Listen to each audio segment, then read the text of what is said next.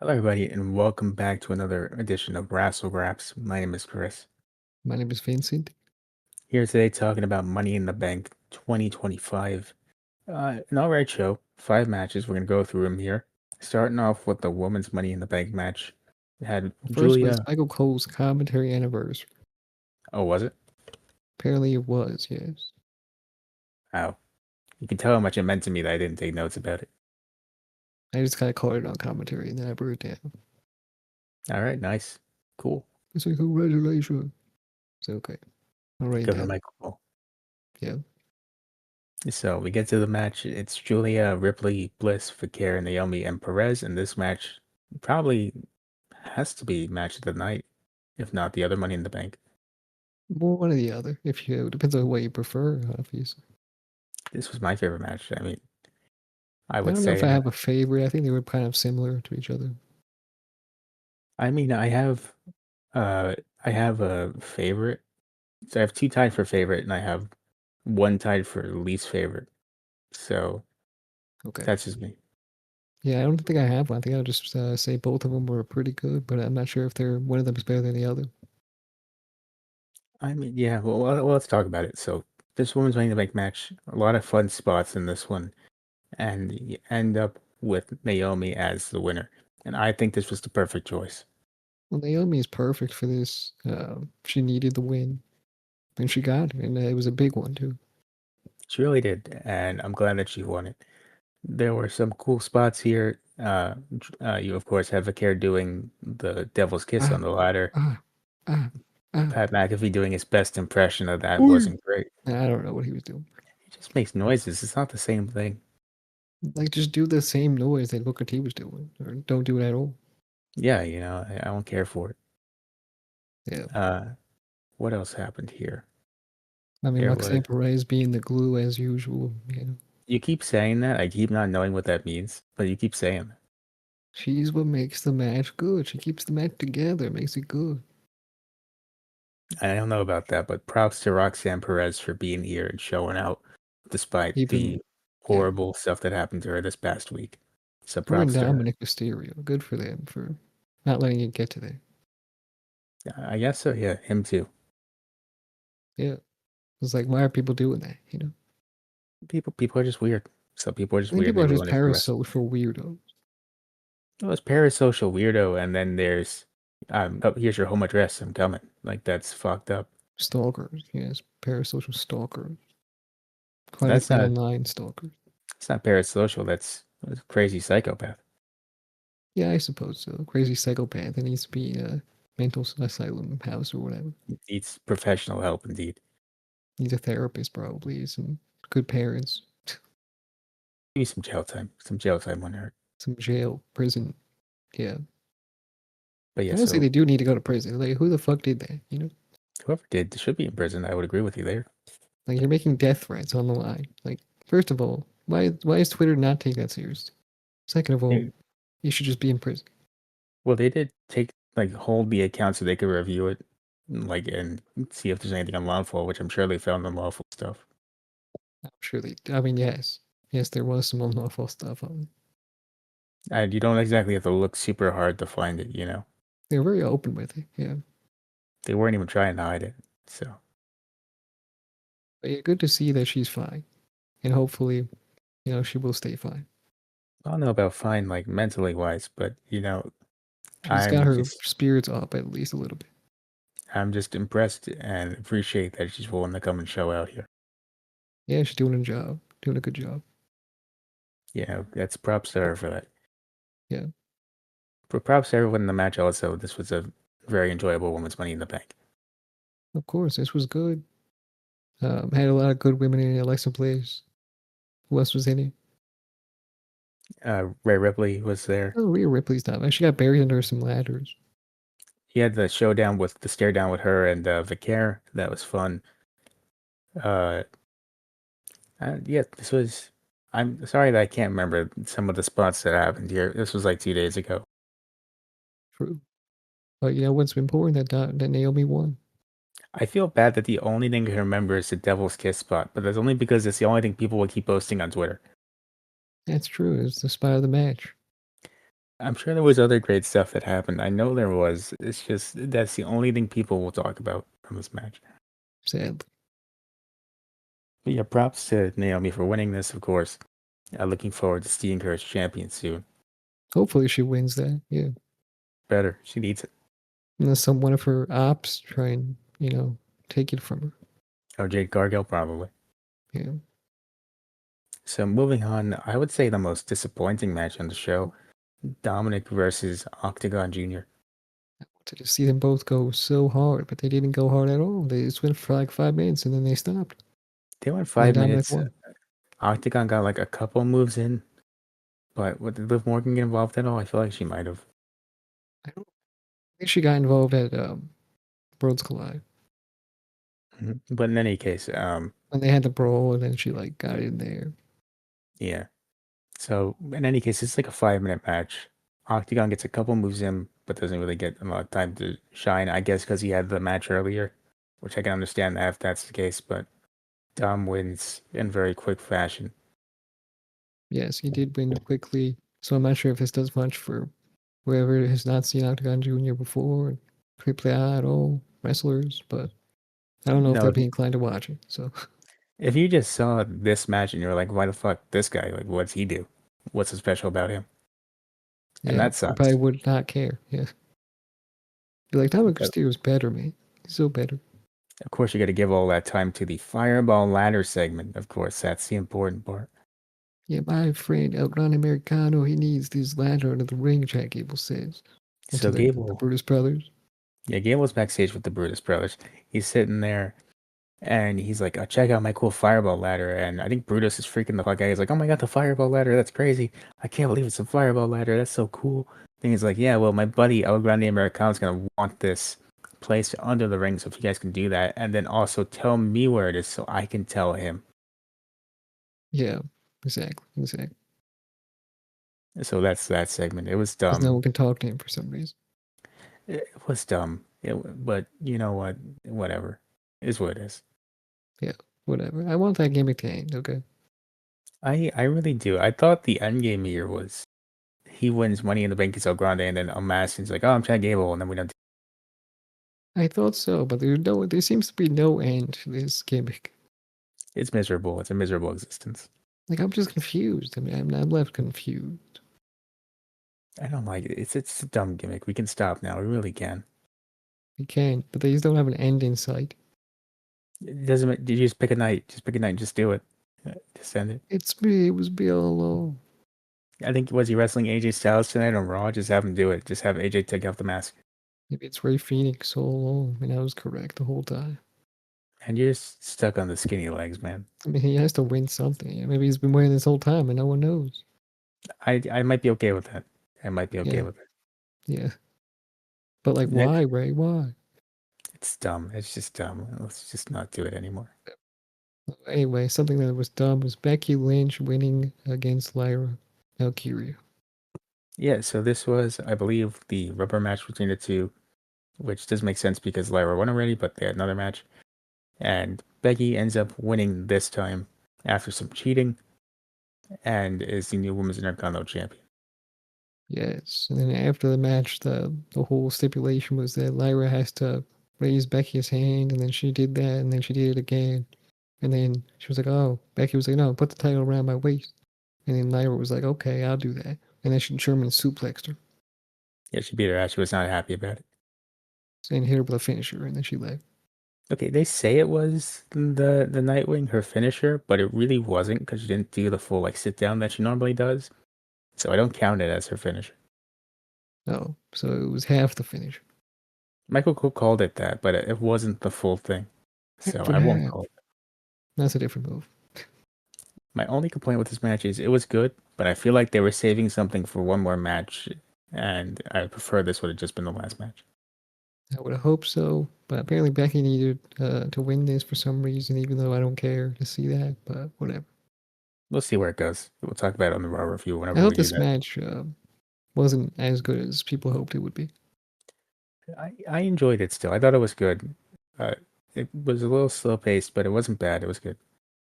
This match fucking was boring. It was boring. Boring for you. I enjoyed it. Lyra Love's born too. That's why she spiced it up. Sure, it is. Me and Uh, her, we on the same level. We know what we got. We know what we thinking before we know. Well, before we think it, we know. Me and her, we this is how I tight know like you that. have. This is how I know you don't have the slightest clue of what you're talking about. You just said random stuff, and I hoped I wouldn't ask you questions. We tight like that for real. Sure, I'm you're sure you tight know like me. that for You real. never know me. You're tight like that for real, and I'm best buddies with Santa Claus. Sure. Right. So next up, we get the Men's Money in the Bank match: Rollins, Knight, Solo, Andrade, Penta, and El Grande Americano. This match, it wasn't bad. It was a good one, but you could have taken out like a solid 5 minutes maybe. True. True. I think the But spot I'm gonna remember is that Ronnie Americano spot where he tries to do the or LA Knight first of all botches a move, and it's crazy that he botched that. you were happy about it. That's insane that he would do that. Good thing he didn't win the match. You know what I mean? And you know, El Grande Americano, he goes up to the ladder and he like tilts it over, and so I think Andrade is on the other ladder, right? I So think so. Andrade tilts it over. He lands on the other ladder with that ladder. He climbs up that ladder. He hits him with the steel plate in the head. And Andrade goes down. The spot I remember from this match, besides the obvious story bit, is Penta doing the destroyer to Andrade on the ladder bridge. That was cool too, actually. That was cool. That was my spot of the match. But Damn, then you you should have get covered that destroyer spot in the Big Kingo match. That shit was so good. it was all right. I mean, look, it's cool. My only gripe with it is the same thing that we always talk about: is not every destroyer done by someone of Hispanic heritage has to be called the Mexican destroyer. That was weird choreographed. That was strange.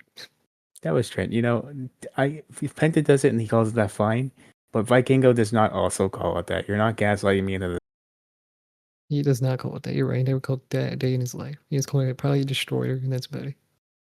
Yeah, I thought it was just anyone who does it, it's a Canadian destroyer. I don't know why we're doing this now. Because you can't give someone credit for their move, you know? But whatever. That's my issue. It's a minor nitpick, but it's just something I noticed. So you get some cool spots in this match, but then you have uh, Rollins is like, you know what? I'm not doing this clean anymore. I want my boys out here. So Braun and Bronson come out, do some damage. Braun Breaker hits a crazy spear in El Grande. Uh, they're wrecking havoc, but then Solo, he's like, I want my guys out here. JC Mateo, you get Jacob Fatu to come out there. They take down Seth and his guys. Yeah, Solo that looks like he's fucking about to win. spear. I gotta say, the spear from Ron Breaker was so cool. The one down the ramp.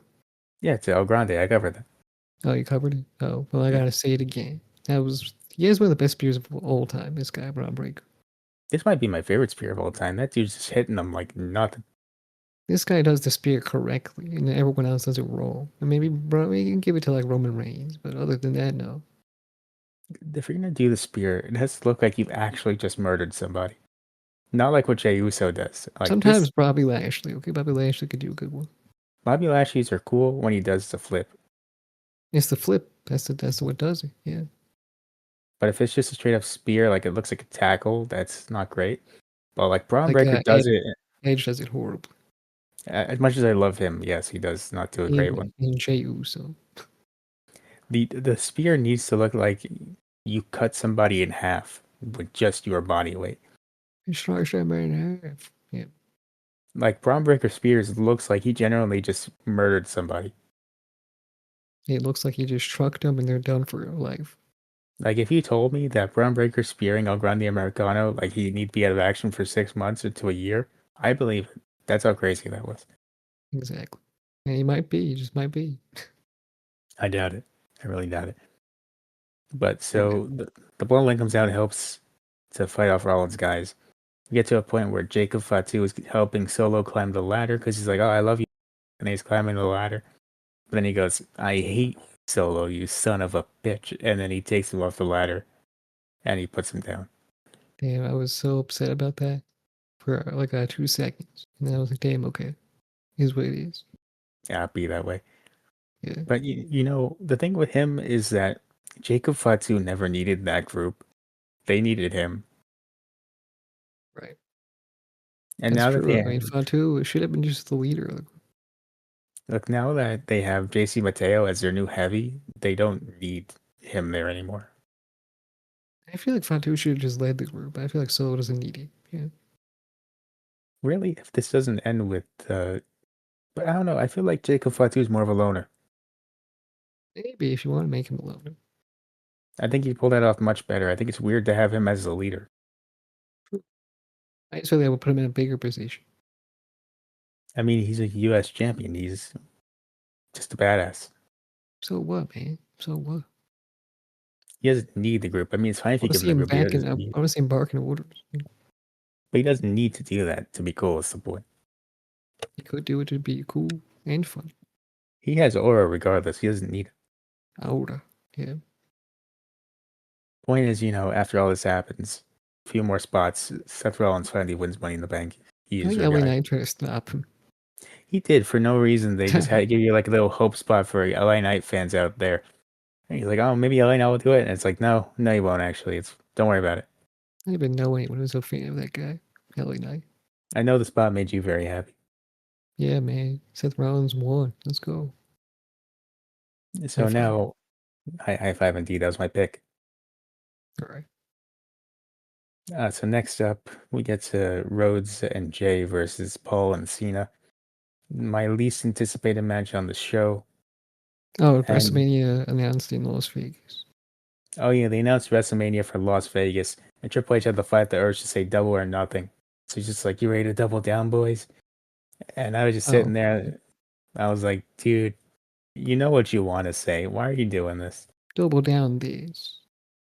Whoa, Double hey yo, thumbs down hey this." yo. Yeah, but yeah, so it's in Vegas again. We get the potentially horrendous crowd that was there last year. We'll You see. should have said, we gotta do it. So you should say it was so nice we had to do it twice. I don't know why he didn't. That would have been easier. It'd been way easier. Yeah. But before I move on, though, I am thinking of the right crowd, right? This was the crowd that was mid as hell. The Las Vegas? Was it them or was it the one before? I don't know. No idea. I don't know. I hope it was the one before. It might have been the Philadelphia crowd. That might have been them. I feel like Philly would be more amped up than Las Vegas. There was one crowd for 1 year. I don't remember who it was. I don't. Maybe it wasn't. No, I think back on it. Maybe it wasn't Vegas. But there was one Maybe crowd not. there where it was like one of the two nights, and they're like, "Oh no, we were cheering all night. We were into it. It was great." But then everyone was like, "No, you were not. That's an absolute lie." You're lying. Yeah, But anyway, that's uh, cap. now we get to this tag match that absolutely nobody asked for, and you're like, "Okay, why the fuck is this main eventing?" You don't get the Well, now Seth you Rollins. know. You don't get the Seth Rollins cash in, but you do get the feel good moment of the year. R-Truth is back. He cost John Cena the match. Cody pins him, and they are now pretending the whole R-Truth situation was a work, which it was not. It was real the entire time. It was definitely real the whole time. Triple H lied to you at the press conference. I don't know why he did that. If you believe that it was actually a work, I'm sorry, but just know it was a lie. Yeah. Even our truth said it was not a work. He said no work. And his son said that was cap. So Yeah. anyone arguing that it was a work, you're stupid. And you should probably get your wrestling fan card revoked. I'm sorry. If you actually believe that, it really shows you who really is a WWE diehard fan and who isn't. It actually proves to us how many stupid people are in the world, you know? It really does. But yeah. So that we get our truth return. The match itself was whatever, but the R-Truth return was cool to see. It was my favorite part of the match. I didn't see it coming. I mean, I didn't think they were going to bring him back, especially this quick. No, I didn't think they were going to bring him back at all. I thought they were going to stick to their guns on this one. Because they, like to say, like, fuck online. We don't listen to them, you know? But, and they didn't say they listened to anybody. Maybe a few of them hinted at it, right? Like Cody Rhodes or whoever. But I think them saying it's a work was their way of saying, "What? This isn't because of you. Stop. What are you talking about? it's all Never. part of the show. Just enjoy it. What are Just you, a enjoy the show. fan? You a fan or Yeah. you're not? What are you doing, buddy?" Just say, like, we listen to you. Because let me tell you something. What Tony Khan does good is he listens to the fans. And he says he does. That's pretty cool, you know? So if someone I was honest like that in WWE, like Triple H, the guy booking the show, I'm pretty sure that would look good on your company. Instead That's of all I look want to. horribly when you go on a podcast complaining about people. complain about your shows. I always say this, dude. I respect someone a whole lot more if they just come out to say, "Look, we fucked up, but we realized it after you guys voiced your opinion. We brought truth back." And I think people give them a lot of credit for that. But now that you're coming out here like, "No, it was a work. What are you talking about? Never was it real." Like that's why are you lying to me? Like I know it's a lie. Yes. I know, I I know, know. It was so stupid.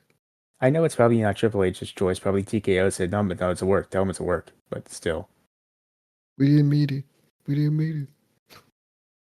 man, it's dumb. It's like when The Rock tried to claim it was the first time as an In and Out like 2 years ago. It's kind of like that. Yeah, it's so dishonest, you know. So why are you lying to me? I know you're lying. What are we doing here? Because they think it's gonna make them look bad, but I feel like being an honest company is not looking bad. So But like, if I know you're lying and you know you're lying, then why are you lying? I don't know. That's a good point, but it was like a really PR answer, you know.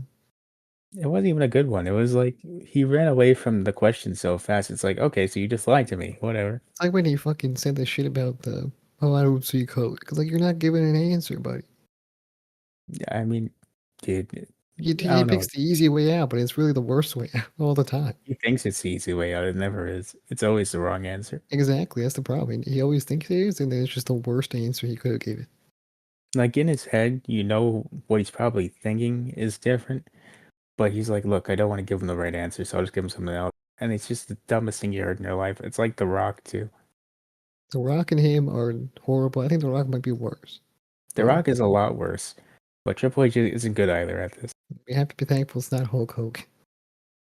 Hulk Hogan, man, I'd actually be fine with it if it was Hulk Hogan saying this Huh? because Oh, no, well, let if me he said hear this, me out, hear me out.